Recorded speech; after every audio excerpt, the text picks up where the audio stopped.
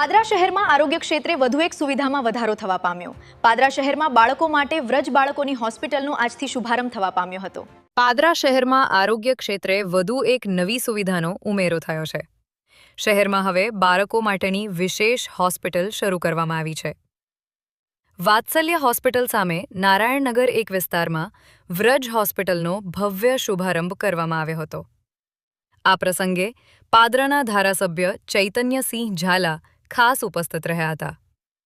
ધારાસભ્યના હસ્તે હોસ્પિટલનું ઉદ્ઘાટન કરવામાં આવ્યું હતું।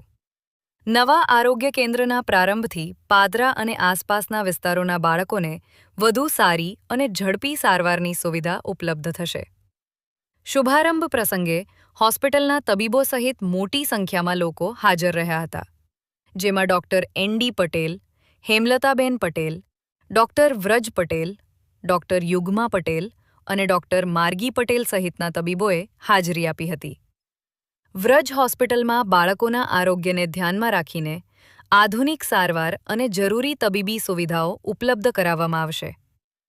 હોસ્પિટલ શરૂ થતાં સ્થાનિક લોકોને હવે બાળકોની સારવાર માટે અન્ય શહેરોમાં જવાની જરૂરિયાત ઓછી થશે। આ પ્રસંગે ઉપસ્થિત મહાનુભાવોએ હોસ્પિટલના સંચાલકોને શુભેચ્છાઓ પાઠવી હતી અને આરોગ્ય ક્ષેત્ર નવી શરૂઆતને પાદરા શહેર માટે મહત્વપૂર્ણ ગણાવી।